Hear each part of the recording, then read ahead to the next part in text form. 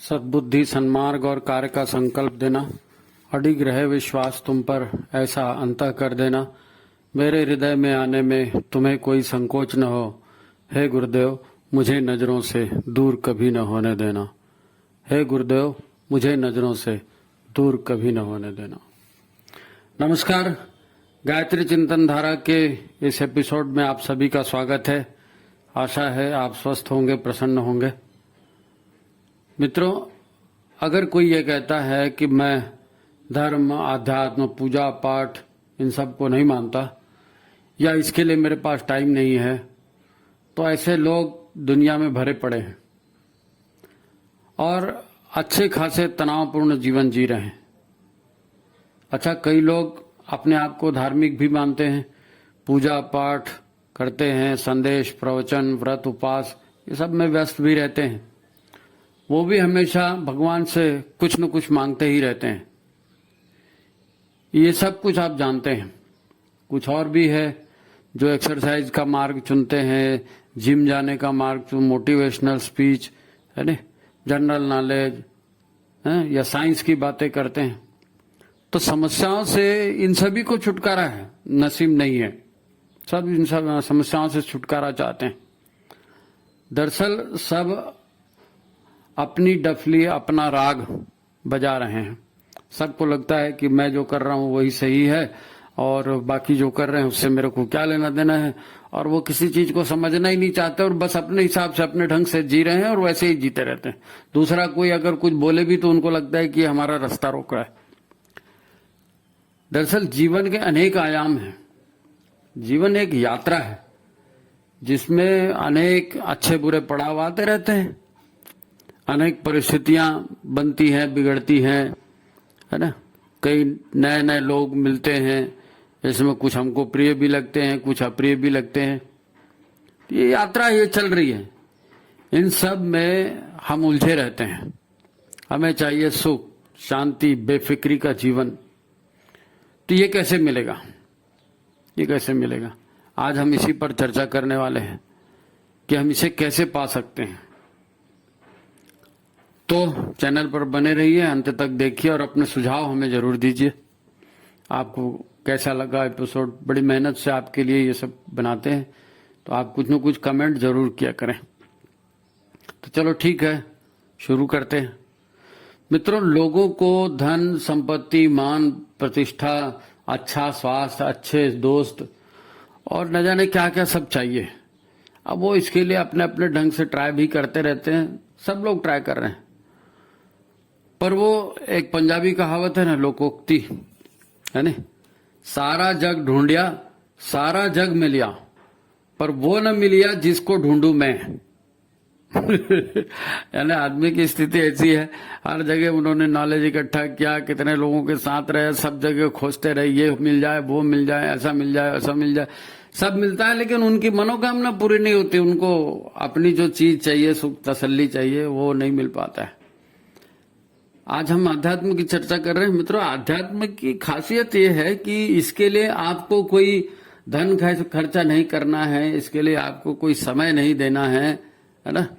आपको सिर्फ उस मार्ग को जानना है, उस रास्ते को जानना है, उस तरीके को जानना है ना, जिस मार्ग से हमारी सारी जरूरतें पूर्ण हो सके, हमारी सारी दुख मुसीबतें पूर्ण हो सके। वो मार्ग जानना है और उस मार्ग पर चलना है। तो इसके लिए आपको अलग से कोई पैसा देने की, अलग से कोई समय देने की कोई जरूरत नहीं। तो अब ये कैसे होता है? ये कैसे होता है? हमको चाहिए अच्छा स्वास्थ्य, हमको चाहिए खुशियां, हमको आनंद भी चाहिए, फिर हम बहुत कुछ जानना भी चाहते हैं। अच्छा, सेफ्टी का एक बहुत बड़ा प्रॉब्लम है, सेफ्टी भी हमको चाहिए। हमें हर किसी से डर लगते रहता है। देखिए इंश्योरेंस का कितना बड़ा व्यापार है, सब सुरक्षा चाहते हैं। कितने सारे दवाखाने हैं, कितने सारे लाफ्टर्स के कार्यक्रम है और नहीं मालूम क्या क्या मनोरंजन के साधन, और लेकिन उसके बावजूद भी आदमी को ये सब करता है, लगे रहते हैं सब इसमें, लेकिन जमा खर्चा बराबर कुछ मिलता जुलता है नहीं।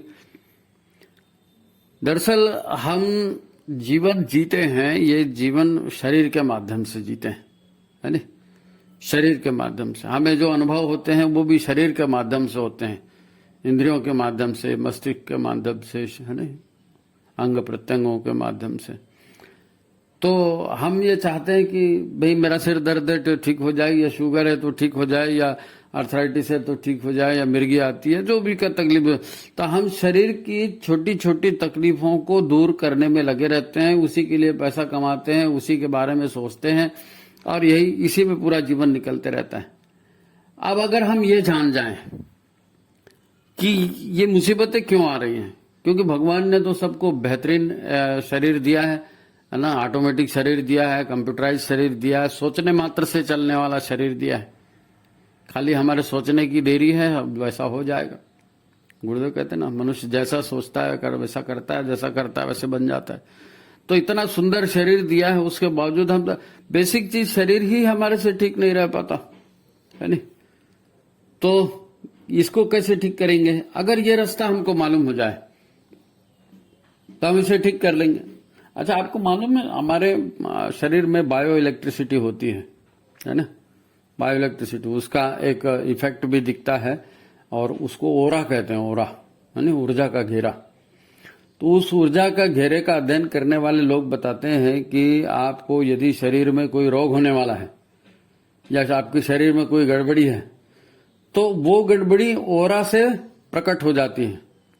अब ओरा सामान्य आंखों से किसी का ओरा दिखता नहीं है, लेकिन हर किसी का ओरा होता है। चूहे बिल्ली का भी ओरा होता है, मनुष्य का भी होता है, कि जिसके अंदर बायो इलेक्ट्रिसिटी है, सबका ओरा होता है। ये ओरा देख करके बता देते हैं कि आपको ये होने वाला है या ये हो रहा है। तो ये कैसे होता है? अरे आप कहते हैं मेरा मूड ठीक नहीं है, उसने मेरा मूड खराब कर दिया, वो खराब कर दिया। तो ये जो शरीर को हम ठीक करना चाहते हैं, ये शरीर बाहर से आप ठीक नहीं कर सकते। इसके लिए ये शरीर कैसे ड्राइव होता है, इसके अंदर का मैकेनिज्म क्या है, यदि हम उसको समझ जाएं, तो हम शरीर को भी ठीक कर लेंगे, अपने मूड को भी ठीक कर लेंगे। तो वो जो शरीर के अंदर एक और अस्तित्व है, एक और ढांचा है, अनविजिबल ढांचा है, जिसको सूक्ष्म शरीर कहते हैं। ये सूक्ष्म शरीर जैसे हमारा स्थूल शरीर है, बॉडी है, ऐसे ही रहता है, लेकिन स्थूल शरीर दिखता है और ये नहीं दिखता है ना। जो व्यक्ति जब मर जाता है या देह छोड़ देता है, तो देह तो उसकी रहती है, लेकिन कुछ तो भी मिसिंग हो जाती है। वो जो मिसिंग हो जाती है वो क्या है? वो सूक्ष्म शरीर। वो सूक्ष्म शरीर जो है मिसिंग हो जाती है, तो बाकी जो है स्थूल शरीर जो हवा पानी मिट्टी से बना है, उसको फिर अंतिम क्रिया करके पंचतत्वों में विलीन कर देते हैं। वो सूक्ष्म शरीर तो रहता ही है फिर, है नहीं। और जैसे हमारी एक गाड़ी खराब हो गई, तो वो खटारा हो गई, तो हम उसको छोड़ दिए और नया गाड़ी खरीद ली। तो वैसे ही जो सूक्ष्म शरीर है, वो मेन शरीर वही है, सूक्ष्म शरीर। तो शरीर ये जो है अपने लिए दूसरा शरीर ढूंढ लेता है, बना लेता है। सूक्ष्म में ताकत है, वो पंच तत्वों से मिल करके अपनी इच्छाओं, अपनी कामनाओं के हिसाब से शरीर का गठन कर लेता है। तो हमारे जो स्थूल शरीर की गड़बड़ियां हैं, उसको ठीक करने के लिए हम यदि सूक्ष्म शरीर को ठीक कर लें, तो स्थूल अपने आप ठीक हो जाएगा, है नहीं। अपनी विद्युत ऊर्जा को ठीक कर लें, अपनी प्राण शक्ति का लेवल ठीक कर लें, है नहीं, अपने चिंतन को ठीक कर लें, तो भीतर का ठीक होगा तो बाहर का भी ठीक हो जाएगा।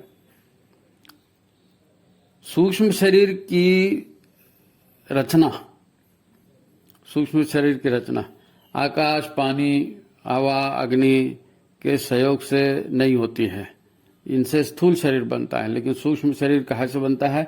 सूक्ष्म शरीर बनता है मन से, बुद्धि से, इंद्रियों से, चित्त से और अहंकार से।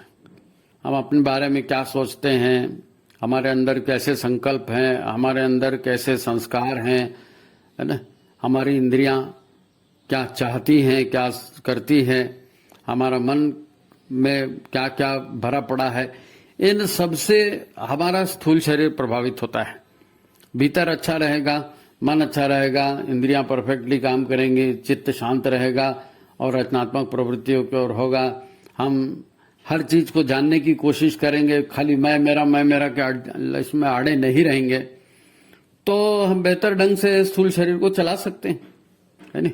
सूक्ष्म शरीर को ठीक करें तो स्थूल शरीर अपने आप ठीक हो जाएगा। अच्छा, सूक्ष्म शरीर कैसे बनता है? सूक्ष्म शरीर कैसे? स्थूल शरीर तो बना, सूक्ष्म शरीर तो हम शरीर छोड़ के चला जाता है ना, दूसरा शरीर धारण कर लेता है। तो सूक्ष्म शरीर बनता कैसे है? तो सूक्ष्म शरीर के बनने का एक और कारण है, उसको कारण शरीर कहते हैं।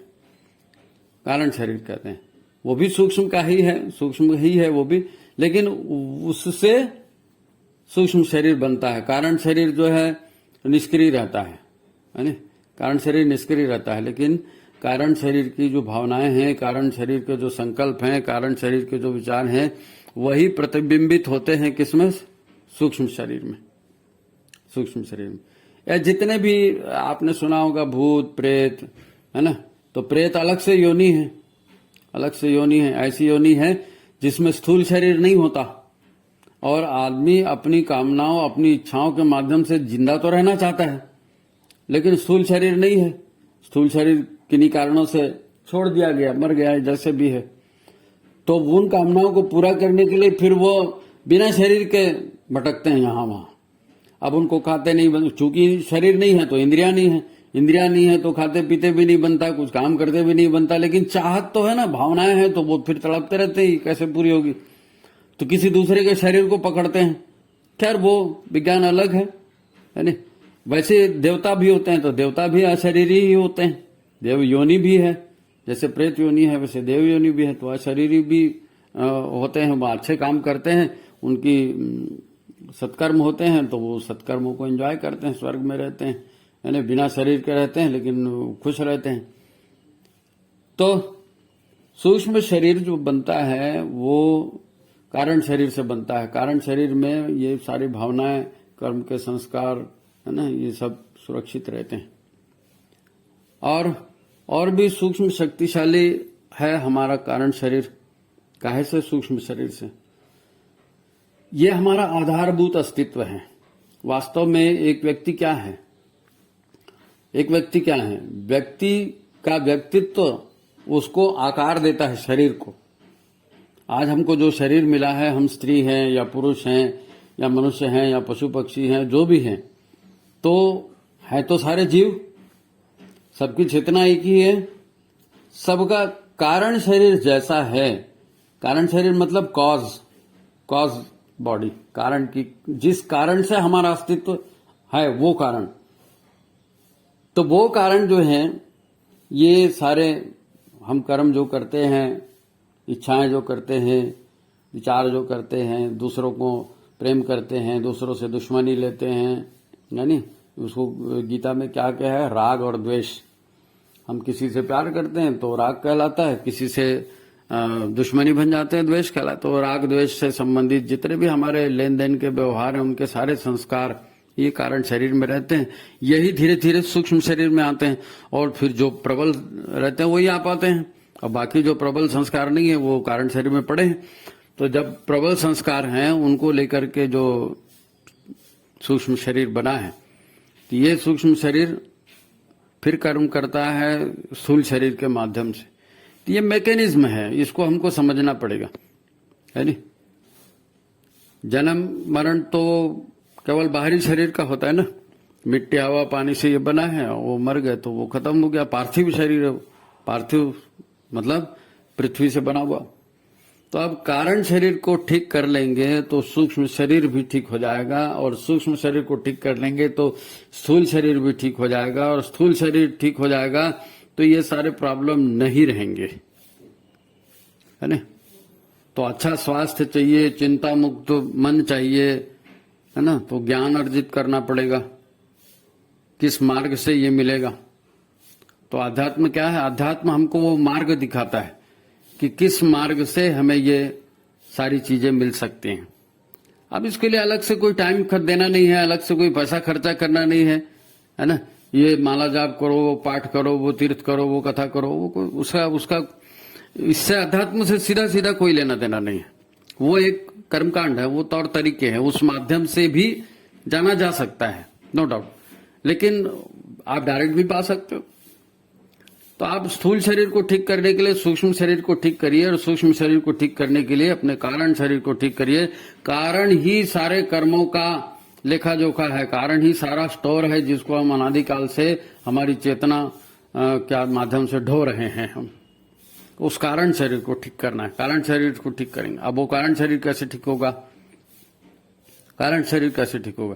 देखो क्या होता है कि आपको मान लीजिए कोई काम कराना है, तो आपको हेल्थ से संबंधित काम है तो हॉस्पिटल में जाएंगे तो हॉस्पिटल के बॉस को पकड़ेंगे। कोर्ट से संबंधित काम है तो कोर्ट में जाएंगे, फिर वकील को या जो जज है उसको पकड़ेंगे, है ना। थाने में जाएंगे तो पुलिस अधिकारियों को पकड़ेंगे। अब ये सारे छोटे छोटे लोग होते हैं। अब इनसे ऊपर आपको काम कराना है तो आप फिर मुख्यमंत्री को पकड़िए।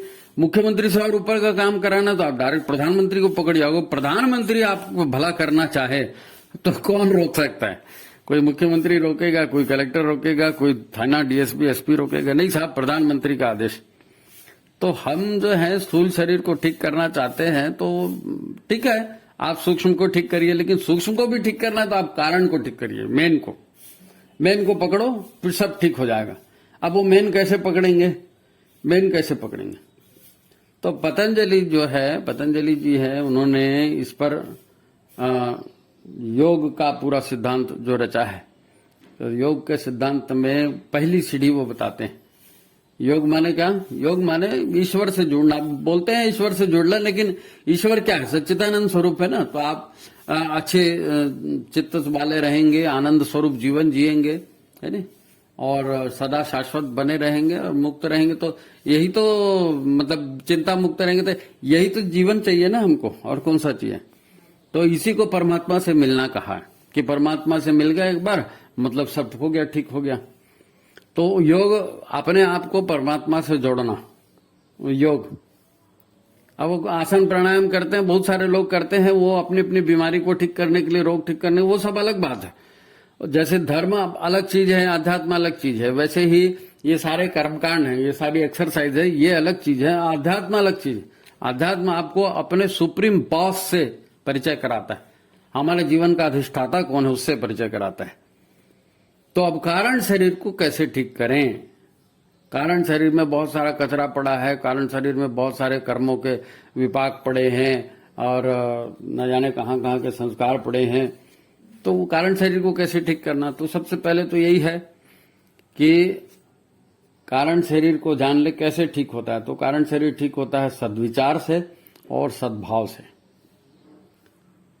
सद्विचार और सद्भाव, कारण इसी से बना है। कारण शरीर है क्या? कुछ विचार हैं और कुछ भावनाएं हैं। भावनाओं से संकल्प बने हैं, है नहीं। विचार प्रेरणा देते रहते हैं, एक स्टाइल है अपनी, उसी लीक पर आप चलते हैं। तो कारण शरीर जिन तत्वों से बना है वो है विचार और भाव। तो इन विचार और भावनाओं को हम ठीक कर लें, ये खुराक है कारण शरीर का, इसको हम ठीक कर लें, है नहीं। आपने सुना होगा नारा, भारतीय संस्कृति के दो निर्माता, यज्ञ पिता गायत्री माता, है नहीं। तो यज्ञ जो है सद्भाव की बात करता है और गायत्री सद्विचार की बात करती। सद्विचार, सद्भाव, सत्कर्म, इसी से तो सब कुछ ठीक होता है, इसी से सब कुछ ठीक होता है। तो विचार को ठीक करना और भावनाओं को ठीक करना। तो पतंजलि जी ने इसी को लेकर के योग से जुड़ने के 8 चरण, ये सारी खुशियां, ये सारे दुख दूर हो जाएं और आप बिल्कुल परमात्मा से मिलन का, वो बोलते हैं ना, वैकुंठ धाम या गोलोक या जो भी इसका इष्टाराध है, वहां रहने का आनंद, यानी परमात्मा की संगत का आनंद पा सकते हैं योग के द्वारा। तो ये योग के द्वारा संगत आनंद पाएंगे तो कैसे माध्यम से? उसका माध्यम क्या है? सद्विचार और सद्भाव। अगर आप पूजा पाठ कर रहे हैं, सत्संग कर रहे हैं, दान कर रहे हैं, पुण्य कर रहे हैं, फलाना कर रहे हैं, ठिकाना कर रहे हैं, उससे यदि आपके विचार ठीक नहीं हो रहे हैं, यदि उसके आपकी भावनाएं ठीक नहीं हो रही, तो फिर उसका क्या रिजल्ट निकलेगा? क्योंकि वो कारण शरीर तक तो अप्रोच पाएगा ही नहीं। भक्ति, पूजा पाठ, योग, प्राणायाम, इन सब का हेतु क्या है? उद्देश्य क्या है? इन सब का हेतु यही है कि हमारे विचार ठीक हों, हमारे भावनाएं ठीक हों, ताकि हमारा कारण शरीर ठीक बने। कारण शरीर ठीक बनेगा तो बाकी तो आप वैसे ही खुशियों का खजाना पा जाएंगे। तो ये कारण शरीर कैसे ठीक होता है? सद्विचार और सद्भावनाएं कैसे पैदा होती है? तो पतंजलि जी कहते हैं कि इसके लिए शुरुआत की जाती है यम और नियम से। उन्होंने अष्टांग जो बताया, यम, नियम, आसन, प्राणायाम, प्रत्याहार, धारणा, ध्यान और फिर ईश्वर में विलीन समाधि। लेकिन बेस क्या है उसका? उसका बेस है यम और नियम। अब ये यम और नियम पालन करके ऐसा नहीं है कि आप नहा धो करके बैठे हो और पूरब की तरफ मुंह के और इधर मुंह के और वो माला और वो कपड़ा और वो सब की कोई जरूरत नहीं है, वो सब की कोई जरूरत। 5 यम है और 5 नियम है, मतलब ये कानून है, ये नियम। आप जो भी जिंदगी जी रहे हैं उसको इस पैटर्न पर जिए। कोई आपको खाने पीने के लिए मना नहीं कर रहा है, कोई पिक्चर देखने के लिए मना नहीं कर रहा है, पैसा कमाने के लिए मना नहीं कर रहा है, लेकिन वो कैसे करना है आपको? तो आपको यम और नियम के आधार पर जीना है। कुछ उसके रूपरेखा, कुछ उसका रास्ता है। यम क्या है? यम कहते हैं, यम के 5 भाग हैं। सबसे पहले भाग अहिंसा है ना। आपको दूसरे के ऊपर आक्रमण नहीं करना है, दूसरे को शारीरिक या भावनात्मक चोट नहीं पहुंचानी है। आप जीवन जी रहे हैं, सब काम कर रहे हैं, लेकिन जीवन जीते हुए, सब काम करते हुए आपको किसी को चोट नहीं पहुंचानी है। दूसरा, सत्य पर आपको आचरण करना है। सत्य बोलना मतलब खाली सच बोल दिया ऐसा नहीं। आप ऐसा आचरण करें जो प्रकृति के नियमों के अनुसार है और जिससे किसी का नुकसान नहीं होता और जिससे सृजन होता है, कल्याण होता है, सबके साथ न्याय होता है। सर्वे भवन्तु सुखिनः, ये वाली बात आती। तो अहिंसा भी नहीं करना है, सत्यपूर्ण आचरण भी करना है। और अपरिग्रह मतलब जरूरत से ज्यादा संग्रह आपको नहीं करना है। नहीं साहब, मेरे को एक गाड़ी वो चाहिए, एक गाड़ी वो भी चाहिए, इस तरह के कपड़े चाहिए, इस तरह के बिचड़े 4 हैं तो 14 और चाहिए, तो बहुत सारा आप इकट्ठा कर लेते हैं सामान घर में। अब इतना सामान हो जाता है कि घर में आदमी रहने के लिए जगह नहीं है। तो आप उतना ही सामान रखिए, उतनी ही जरूरत की चीजें ही रखिए, ताकि आप अपरिग्रह के स्तर पे आ सकें। अहिंसा के स्तर पर जीवन जीना है, सत्य के स्तर पर जीवन जीना है, और बहुत ज्यादा भौतिक वस्तुओं का संग्रह आपको नहीं करना है। उसके बाद चौथा यम है अस्तेय। अस्तेय का मतलब होता है दूसरे का हक नहीं छीनना। आप रिश्वत ले रहे हैं, किसी को धोखा दे करके लाइन में आगे चले गए, है नहीं, किसी को ड्राफ्ट करा दिया, नहीं, षड्यंत्र से जो भी अपन दूसरे का हक छीनते हैं, शॉर्टकट से जो भी हक छीनते हैं, वो है। तो अस्तेय जो है, अचौर्य भी कहते हैं इसको, ये भी आपको नहीं करना है। और 5वीं चीज है, यम 5वां यम ब्रह्मचर्य का है। ब्रह्मचर्य मतलब ईश्वर की विधि व्यवस्था के अनुसार जीना, ईश्वर को सर्वव्यापी न्यायकारी मानकर उसके अनुशासन में जीवन जीना, ये ब्रह्मचर्य। ठीक है। तो ये 5 यम हैं। अब इसके लिए बताइए, अलग से कोई समय देना है आपको? कोई समय नहीं देना है, लेकिन इन सब से आपका कारण शरीर सुधरेगा, कारण शरीर के भावनाएं सुधरेंगी, कारण शरीर का डिपॉजिट है वो खत्म होगा, है नहीं। और नियम क्या है? नियम जीवन जीने के नियम है कि आपको जीवन किस प्रकार से जीना है। तो जीवन में नियम में सबसे पहला नियम है शौच। शौच मतलब आप कहेंगे लेटरिन का नाम ले रहे हैं। अरे भाई, शौच माने जो जहरीली वस्तुएं हैं, जो अनुपयोगी वस्तु हैं, उनको शरीर से बाहर करना, विष तत्वों का निष्कासन, ये शौच है। और ये तो वैसे ही आप टेंशन में रहते हैं तो आप बोलते नहीं यार ये बात दिमाग से निकल रही नहीं रही है, तो उस बात को दिमाग से निकाल देंगे तो शरीर नॉर्मल हो जाएगा। शौच मतलब खाली लेटरिन बाथरूम वाली बात नहीं है। आप ये मान के चलिए कि सारे विष तत्व, गंदे विचारों को निकालना भी शौच है।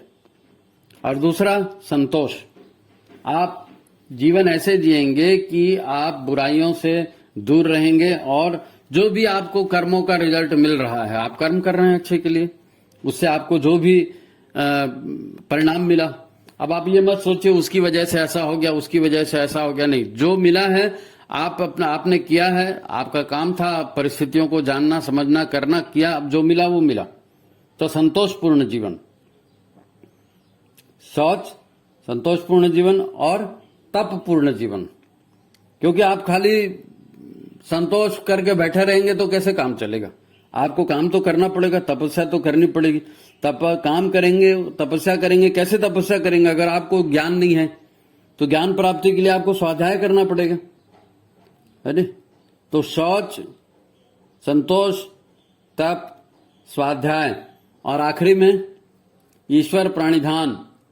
क्योंकि हम संसार में जी रहे हैं, अनेक तरह के लोग हैं, अनेक तरह के विचार हैं, कुछ हमारे कर्मों के प्रारब्ध हैं, कोई हमको कुछ देने जन्मा है, कोई हमसे कुछ लेने के लिए जन्मा है। सब पिछले जन्मों के लेन देन भी रहते हैं, आधी व्याधियां भी रहती हैं, बहुत सारी चीजें रहती है। तो ईश्वर के ऊपर दृढ़ आस्था रख के कि हे भगवान, हमने स्वाध्याय किया, हमने जानकारी इकट्ठी की, हमने तप किया, हमने बुराइयों को अपने से दूर रखने की कोशिश की, अब जो रिजल्ट मिला ठीक है भगवान ने दिया, ठीक है भगवान ने दिया।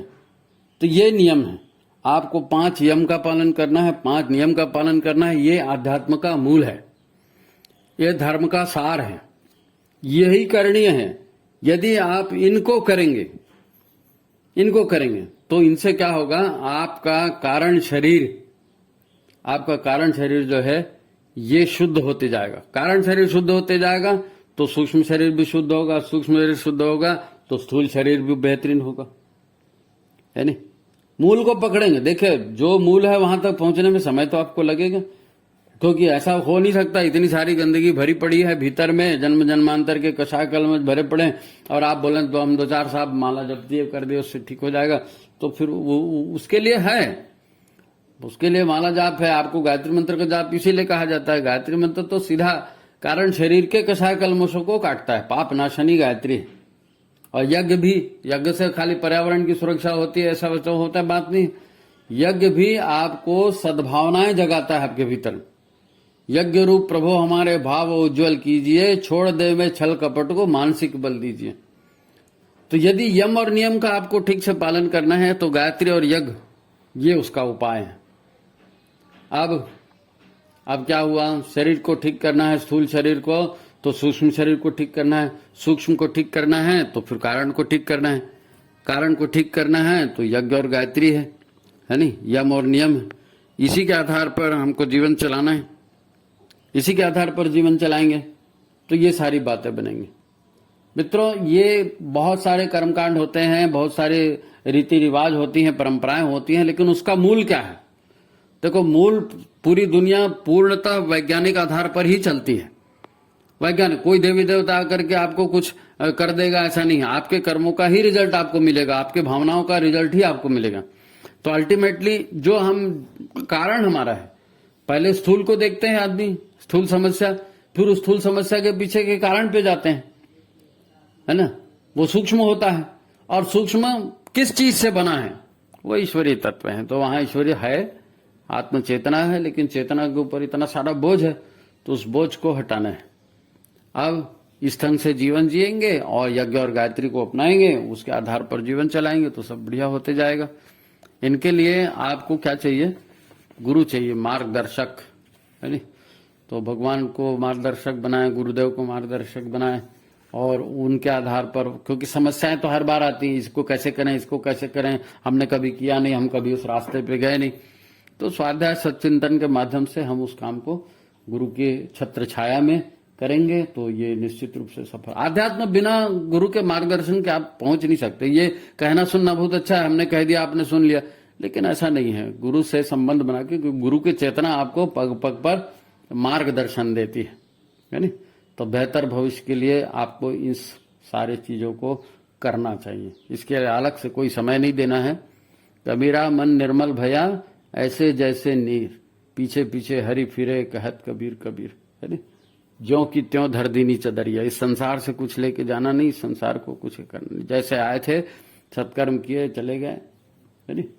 तो ये एक मार्ग है अध्यात्म का, बहुत अच्छा मार्ग है। इसके अलावा कोई दूसरा रास्ता है भी नहीं। तो आज की ये बात हम यही समाप्त करते हैं। मित्रों, कैसे लगा आपको ये आज का संदेश? आप इसको याद रखें, आपको लाइक करना है, शेयर करना है नहीं, ज्यादा से ज्यादा लोगों तक इसको पहुंचाना है। ये हम इतना इसके पीछे कर रहे हैं, मेहनत कर रहे हैं, तो आप भी थोड़ा सा सहयोग करिए इसको लोगों तक पहुंचाने के लिए। तो ठीक है, सभी को उज्जवल भविष्य की कामनाएं। आपकी आध्यात्मिक यात्रा सफल हो, है ना। गुरुदेव का आशीर्वाद आपको प्राप्त होता रहे। इसी बात के साथ आज की बात समाप्त। नमस्कार।